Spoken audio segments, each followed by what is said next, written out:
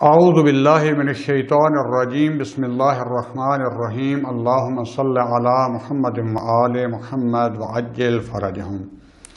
میرے انتہائی واجب الاحترام علماء کرام، طلاب عزیز اور مومنین کرام، ہماری جو گفتگو چل رہی تھی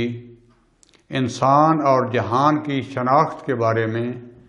تو جہاں پر ہم پہنچے تھے ہم نے اس سے پہلے نامے اور 10ویں درس میں یہ بیان کیا کہ روح اور جسم ایک دوسرے پر کیسے اثر انداز ہوتے ہیں اور کون سا جنبہ، کون سا اس کا حقیقت کا رخ وہ جو اصلی ہے زیادہ تاثیر گزار ہے کہ جس کو روح کہتے ہیں، اور کون سا وہ کم اثر انداز ہے لیکن اس کے ساتھ وابستہ ہے اور جو روح پر بھی اثر انداز ہوتا ہے، اس کو باڈی، جسم، بدن اور اس کا اصلی ترین حصہ اس کو مغز کہتے ہیں، جس میں کہ یہ قوت تعقل و تفکر پائی جاتی ہے۔ اس کے بعد ہم نے یہ بھی کہا تھا کہ کس طریقے سے جب روح کبھی ہو، جسمانی صفات بھی پاکیزہ اور طاہر اعمال کے ذریعے مضبوط اور قوی ہوں تو انسان کمال کی طرف سفر شروع کرتا ہے، روح قوی ہوتا ہے اور کمال کی طرف جاتا ہے اور قرب خدا میں۔ اب یہاں پر سوال پیدا ہوتا ہے کہ یہ جو بار بار آپ لفظ استعمال کر رہے ہیں کہ کمال، سعادت، ہم کمال کی طرف جائیں، سعادت کی طرف جائیں، لذت کی طرف جائیں، یہ ہے کیا؟ اصلی کمال یا اصلی ہدف یا ہماری وہ سعادت کہ جس میں ہمیں بلند ترین لذت حاصل ہو؟ لذتوں کا انشاءاللہ ذکر بعد میں کریں گے آخر میں اس درس کے کہ اعلیٰ ترین لذت کیا ہے، تو یہ ہمیں بالکل پتہ چلنا چاہیے کہ یہ کمال اور سعادت ہے کیا۔ پہلے میں یہ عرض کرتا چلوں، جیسے کہ پہلے میں معرفت شناسی کے شروع میں یہ بیان کر چکا ہوں جن دوستوں نے درس سنے ہوں کہ سعادت طلبی، کمال طلبی، لذات کا حصول یہ ہر انسان کی سعی اور کوشش ہوتی ہے، اور ہر انسان چاہے وہ دیندار ہے، چاہے وہ بے دین ہے، چاہے لا دین ہی کیوں نہ ہو، وہ لذت کا حصول چاہتا ہے، وہ اپنے آپ کو کمال پر دیکھنا چاہتا ہے، وہ اپنے آپ کو سعادت پر دیکھنا چاہتا ہے۔ لیکن مسئلہ فرق یہاں پڑتا ہے کہ ایک بے دین انسان ہوگا یا لا دین انسان، تو اس کے لیے ہو سکتا ہے سعادت اور کمال اور ہو، یا سادہ تر اور آسان لفظوں میں کہیں کہ وہ کسی اور چیز کو اپنے لیے سعادت اور کمال سمجھ رہا ہو۔ جب سعادت اور کمال جس اور چیز کو سمجھ رہا ہوگا اس کی لذت کا معیار بھی بدل جائے گا۔ لیکن ایک انسان وہ دیندار ہے، دیندار انسان اس کے لیے کمال، اس کے لیے سعادت اور اس کا ہدف ہو سکتا ہے اور ہو، لیکن بہرحال دونوں انسان جو اپنے آپ کو بعض فقط اس دنیا کو، مادہ کو حقیقت سمجھ لیتے ہیں تو ان کا ہدف اور ہوتا ہے، جو اپنا مقصد، اپنا ہدف اس دنیا سے آگے ان کو حقیقت سمجھ میں آ جاتی ہے، وہ درک کر لیتے ہیں، اس کی معرفت حاصل کر لیتے ہیں، اور ان کو پھر اپنا حقیقی کمال اور سعادت اور نظر آتی ہے۔ اس کے بعد دوسری سٹیپ میں بعض جیسے میں نے عرض کیا وہ غلط چیز کو سعادت سمجھ بیٹھتے ہیں، کمال سمجھ بیٹھتے ہیں، جیسے کہ آج کل ہمارے دنیا میں ہوتا ہے کہ ایک حکمران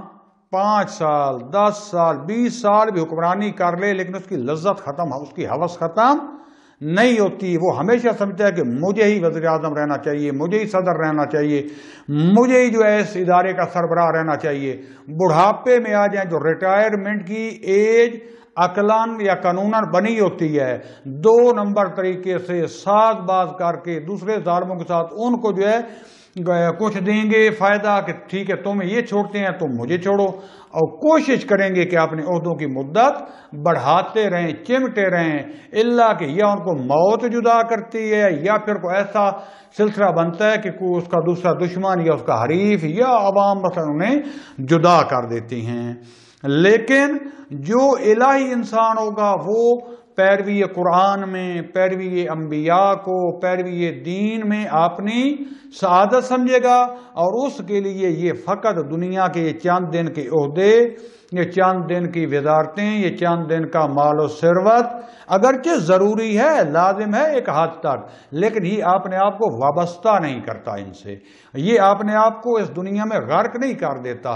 یعنی جتنی اس کو پیاس ہوتی ہے وہ اتنا پانی لیتا ہے، یا آگے جتنی اس کو ضرورت ہوتی ہے سفر میں۔ مثال کے طور پر جو ایک کشتی میں سفر کر رہا ہوتا ہے تو اس کو جتنی پیاس کے لیے ضرورت ہوتی ہے 1 لیٹر 2 10 15 20 لیٹر رکھ لے گا مثلا، ایسا نہیں ہوتا کہ جو ہے پوری کشتی پانی سے بھر لے، کیونکہ اس طریقے سے کشتی کیا ہو جائے گی، غرق کا ہو جائے گی۔ دیندار انسان اور دنیا دار انسان کے ہدف اور سعادت میں، کمال میں یہ فرق ہے کہ بے دین سارا کچھ اس دنیا کو سمجھتا ہے اور اس میں غرق ہو جاتا ہے، دیندار اتنا استعمال کرتا ہے کہ جتنی اس کو اگلے سفر، ہدف اور منزل پر پہنچنے کے لیے ضرورت ہوتی ہے، نتیجہ کیا نکلتا ہے اس کے لیے یہ دنیا بھی آسان بن جاتی ہے، اگرچہ اس کو بعض مصائب اٹھانے پڑتے ہیں لیکن اس کے لیے یہ مصائب بھی شیرین ہو جاتے ہیں، کیونکہ اس کو پتہ ہوتا ہے کہ جیسے ایک مثلا بیری کا درخت ہے، گاؤں میں بیر وغیرہ ہوتے ہیں، یہ آم کا درخت ہے، عمومی حالت میں اگر سیڑھیاں وغیرہ جب نہیں ہوتی تھی تو آم یا بیر حاصل کرنی درخت کے اوپر چڑھنا پڑے گا، ہو سکتا ہے کانٹے لگ جائیں، شاخیں لگ جائیں، پاؤں پھسل جائیں، خطرات ہوتا ہے، چوٹیں بھی لگ جاتی ہیں، لیکن جب وہ پھر آم یا یہ جو مثلا بیر وغیرہ کھاتا ہے تو پھر اس کو لذت حاصل ہوتی ہے۔ اسی طریقے سے دنیا میں بھی اس کی مثال ہے کہ دنیا میں اگرچہ اسے کچھ مصیبتیں اٹھانی پڑتی ہیں لیکن وہ جائز طریقوں سے انبیاء، قرآن، ائمہ، خدا کے دین کے بتائے اصول کے مطابق چلتا ہوا وہ آخرت میں اپنی منزل اور سعادت کو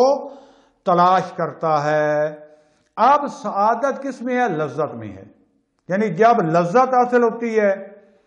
تو اس کو سعادت سمجھتا ہے۔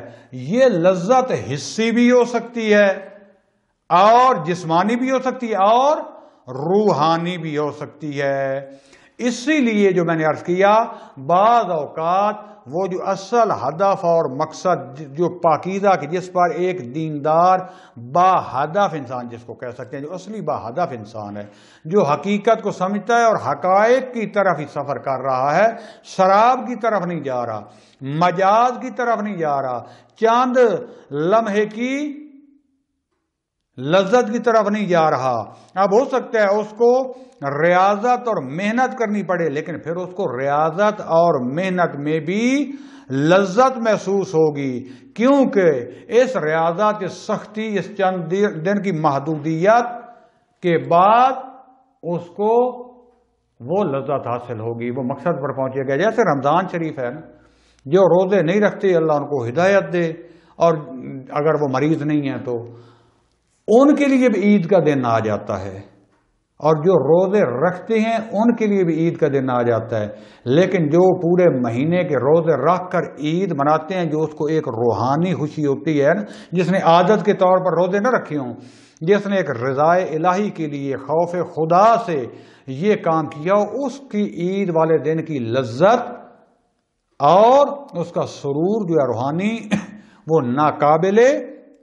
بیان ہوتا ہے۔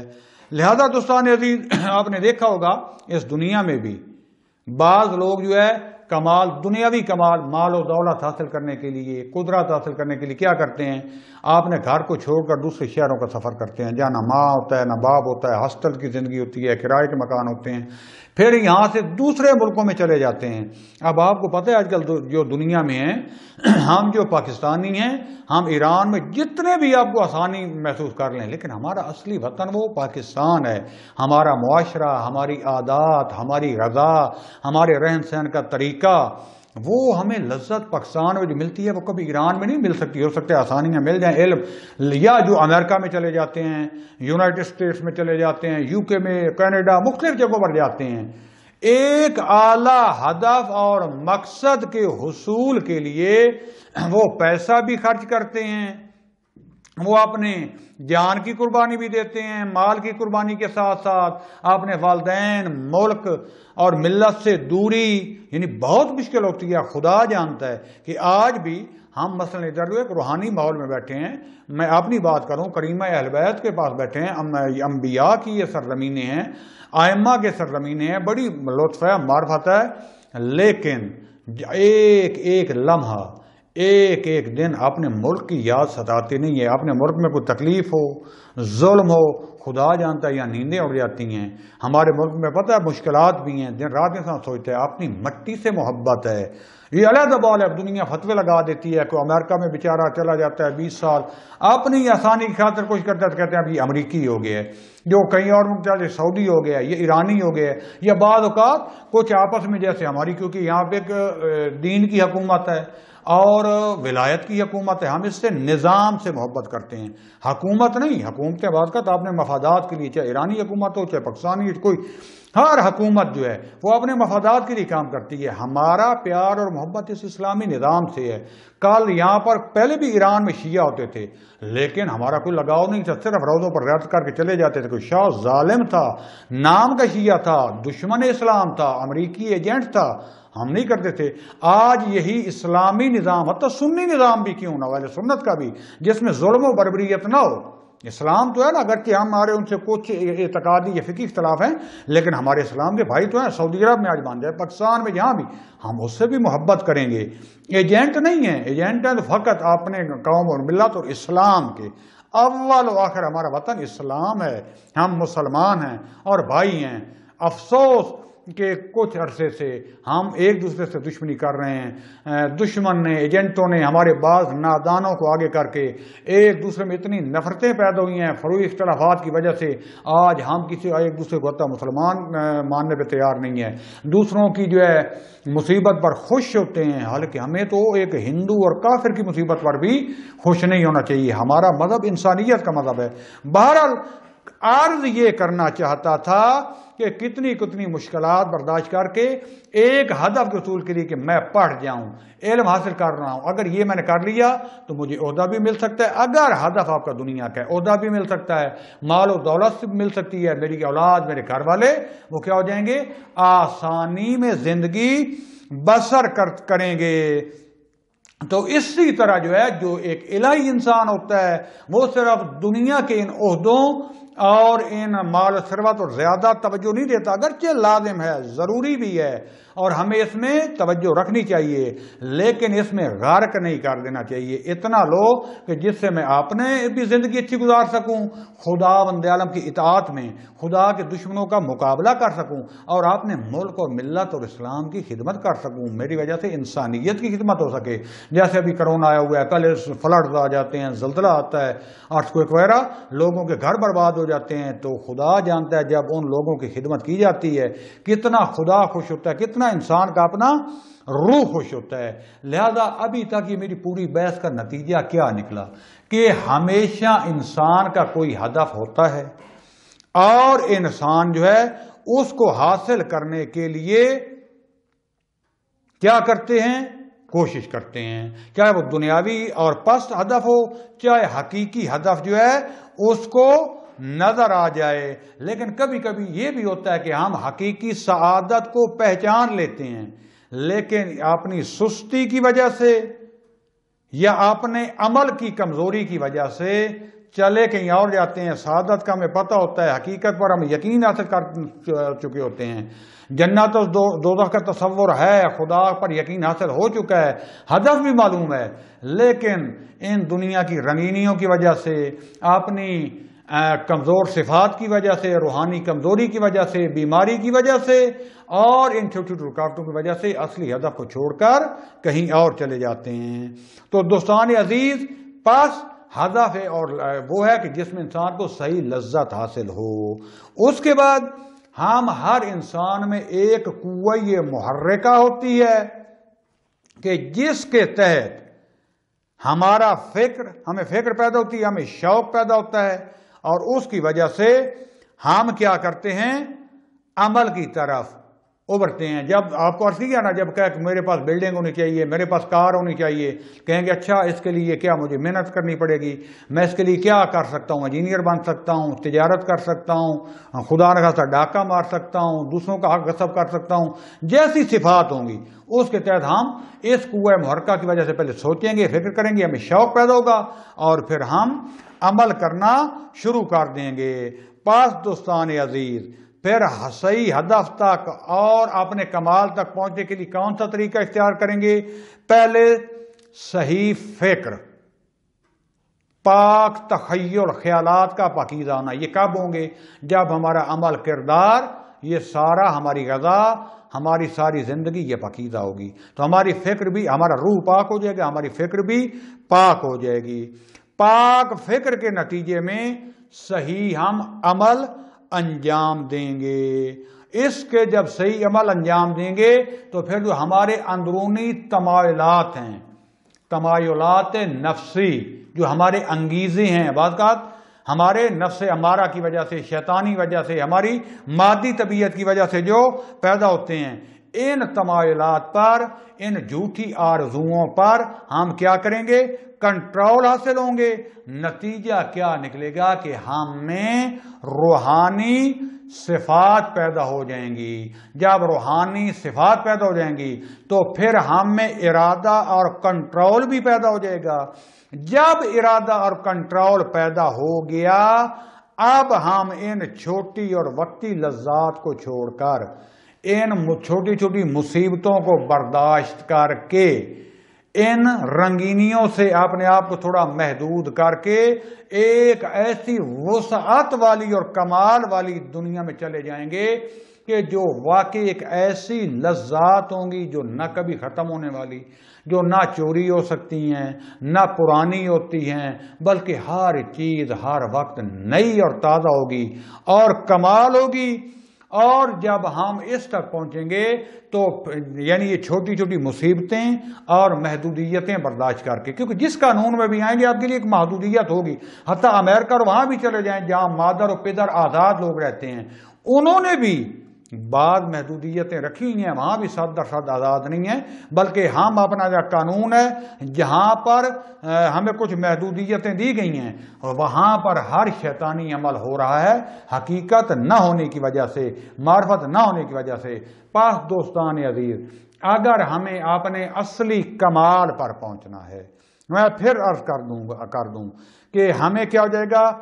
اپنی فکر صحیح کرنی پڑے گی. فکر صحیح کب ہوگی؟ جب ہمارا روح اور جسم اور ہمارا عمل صحیح ہوگا. یہ ہوگا تو ہم یہ چھوٹے چھوٹے تمایلات، یہ خواہشیں، یہ حیوانی خواہشیں، ہم ان پر کنٹرول کریں گے. نتیجے میں ہماری روحانی صفات قوی ہو جائیں گی. ہم میں کنٹرول کرنے کا، اپنے آپ کو بھی اور دوسروں کو بھی کنٹرول کرنے کا ملکہ اور ارادہ اور یہ رویہ پیدا ہو جائے گا. اور ہم وقتی لذتوں اور ان چھوٹی چھوٹی جو ہے مصیبتوں اور درد جو ہے ان کو برداشت کر کے اعلیٰ قسم کی لذت اور کمال پر پہنچ جائیں گے. اب آگے بحث ہی ہوگی دوسرا نقطہ کہ اگر آپ یہ کہتے ہیں جب ایک انسان جو ہے وہ یہ سارے کام کرتا ہے پھر بھی اس کو درد اور رنج جو ہے وہ کیوں پیش آتے ہیں، اس کی حقیقت کیا ہے اور اس کی جڑ کیا ہے؟ کیوں یہ مصیبتیں، یہ درد اور یہ رنج وغیرہ پیدا ہوتے ہیں جبکہ میں صحیح رستے پر اثر کر رہا ہوں؟ کبھی بیماری آئی ہوتی ہے، کبھی جو ہے میرے اوپر ظلم ہو جاتا ہے، کبھی چوری ہو جاتی ہے، محنت کرتا ہوں کوئی پہنچتا نہیں ہوں، ایک چیز بناتا ہوں، گھر بنایا اللہ نہ کیا زلزلے میں چلا گیا، مخصوصاً یہ جو قدرتی آفات ہوتی ہیں، اور فلڈ آ گیا، ابھی یہ بیماری آ گئی اور اس قسم کی ہزاروں دوسری، یہ درد اور رنج، اس کی حقیقت کیا ہے، جڑ کیا ہے؟ البتہ ہم پہلے برداشت کر سکیں کہ یہ کچھ قیود ہیں. تو اس کا میں جو ہے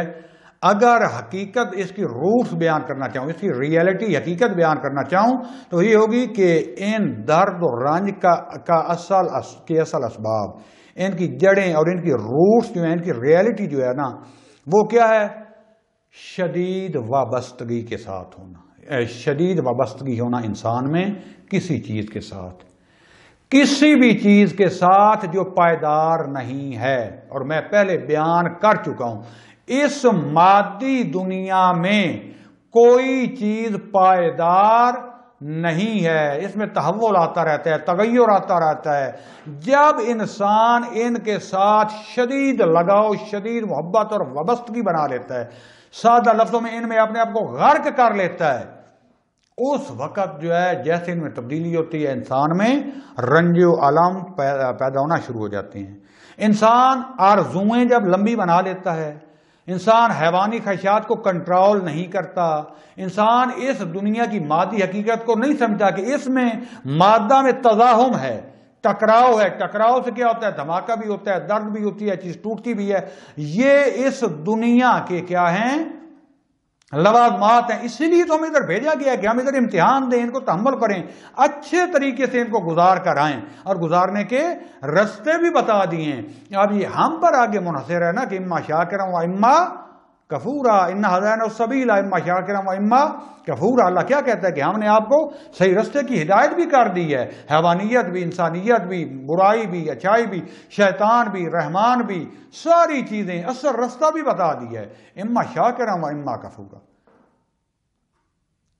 اور اگر آپ شکر کرو گے لئن شکرتم لازیدنکم، اگر شکر کرو گے تمہارے لیے بڑھاتے جائیں گے، اس دنیا میں بھی آخرت میں بھی۔ پس جب ہم کسی چیز تک نہیں پہنچتے یا جو چیز ہمارے پاس ہوتی ہے اس سے محروم ہو جاتے ہیں، چاہے وہ مال ہو، چاہے وہ دولت ہو، چاہے وہ گھر ہو، چاہے گاڑی ہو، چاہے جسمانی سکون ہو، حتیٰ علم بھی کیوں نہ ہو جس کو ہم عادت بنا رہے ہیں، صحیح معرفت نہ ہو۔ بات کہتے ہیں نا علم، بعض لوگوں کے جن کے ظرف کمینے اور نجس ہوتے ہیں ان کو علم حتیٰ خدا کا کلام جو نور ہے وہ بھی انسان کے لیے گمراہی کا سبب بن جاتا ہے، جن کے ظرف پاک نہیں ہوتے۔ تو دوستان، جب بھی ہم کسی چیز سے شدید وابستگی بنا لیتے ہیں اور اس سے یا محروم ہوتے ہیں یا نہیں مل پاتی، تو اس وقت غم اور درد کا احساس ہوتا ہے۔ اپنی باڈی کو اتنا نرم و نازک بنا لیتے ہیں، تھوڑی سی چوٹ لگتی ہے، اتنا ہم سکون سے وابستہ ہو چکے ہوتے ہیں کہ پھر ہمیں شدید درد محسوس ہوتی ہے۔ سکول میں پہلے پڑھتے تھے تو آپ کو پتہ ڈنڈے چلتے تھے ہاتھوں پہ، اور جن کو نہیں لگتے تھے، مثلا کبھی ہم نے مار نہیں کھائی تو ایک ڈنڈا بھی لگتا تھا جان جو ہے نکل گئی، جلتا تھا۔ بعض ہمارے سامنے وہ جو ہوتے تھے زمینداروں کے بچے کام، جن کے ہاتھ سخت تھے، ان کو 10 ڈنڈے مارتے تھے، ایسے کر کے کھڑے رہتے تھے، کھینچتے نہیں تھے۔ کیوں؟ انہوں نے عادی کیا ہوا تھا اپنے آپ کو۔ تو یہ آپ جسم کو بھی ہے کہ عادی کرو، ریاضت کرو، اگرچہ آپ میرے جیسا کمزور انسان، بات کرنی آسان ہے، عمل جو بھی کر لے، لیکن حقیقت یہ ہے کہ جتنی بھی کسی چیز سے دل بستگی، جتنی کسی چیز کے ساتھ آپ کیا کرو گے؟ وابستگی بنا لو گے، اتنا درد زیادہ ہوگا، اتنا غم زیادہ ہوگا۔ پس کیا کریں؟ جتنی وابستگی کم کر لیں دنیا سے، دنیا کی چیزوں سے، مادی چیزوں سے، اور اتنے آپ کے درد اور غم کم ہو جائیں گے۔ دو راہ ہے، یا تو دنیا کی تمام چیزوں سے کہ جو ظاہراً ناممکن ہے، لیکن اکثر چیزوں سے وابستگی کم کر دو، ان کی وابستگیوں کو چھوڑ دو، یعنی اگر مل گیا حاصل کرو، اس کہ اگر مل گیا تو الحمدللہ، نہ ملا تو اتنی وابستگی نہ ہو کہ انسان کی جان نکل جائے۔ بعض آج دور ہی آ چکا ہے کہ ایک موبائل ہے، یہ نہیں مل، اچھا موبائل لینا ہے، فلاں کے پاس ہے، وہ ماڈل آگے نہیں ملا، یا خودکشی کر لی، یا والدین کو جو ہے گولی سے اڑا دیا۔ اتنی وابستگی بنا لی یہ موبائل سے، یار اگر تھوڑا ہو گیا تو کیا ہے؟ گاڑی ہو، بلڈنگ ہو، ورنہ کیا نہیں ملی خودکشی کر لوں گا۔ یعنی اتنی وابستگی ہے۔ ہمارے بعد ہمارے علاوہ جھگیوں میں زندگی کر رہے ہیں، خیموں میں زندگی کر رہے ہیں، چھوٹے کچے مکانوں میں زندگی گزار رہے ہیں، بڑی مشکل سے اپنا سادہ روٹی پانی کرتے ہیں، لیکن خوش اطمینان سے سوتے ہیں، اطمینان سے جاگتے ہیں۔ بعض کے پاس کروڑوں روپے بھی ہیں، بینک بیلنس بھی ہیں۔ ابھی یہ تازہ جو چینی کا بحران، آٹے کا بحران دیکھو، خدا بندے عالم یہ ان کو ہدایت دے، یہ ان کو نابود کرے کہ غریبوں کا جو خون چوس رہے ہیں، اربوں کے مالک ہیں، پشت در پشت حکومتوں میں بیٹھے ہوئے ہیں، مفت کے مال خرچ کر رہے ہیں، لیکن پھر بھی اتنی ہوس ہے غریبوں کا خون نچوڑ کے جو بنیادی ضرورت ہے، روٹی، آٹا، گندم، چینی، اس میں بھی جو ہے وہ بددیانتی کرنے سے باز نہیں ہوتے۔ فعلاً جو ہے میں اپنی بحث کو یہیں پہ تمام کروں گا کہ یا پھر جو ہے کہ وابستگی نہ رکھیں، یا پھر اس چیز سے وابستہ ہوں کہ جو آپ سے چھین نہ سکے۔ وہ کیا ہو سکتی ہے یا ممکن ہے، یہ انشاءاللہ بعد والے درس میں بیان ہوگا۔ والحمدللہ رب العالمین، والسلام علیکم ورحمۃ اللہ وبرکاتہ۔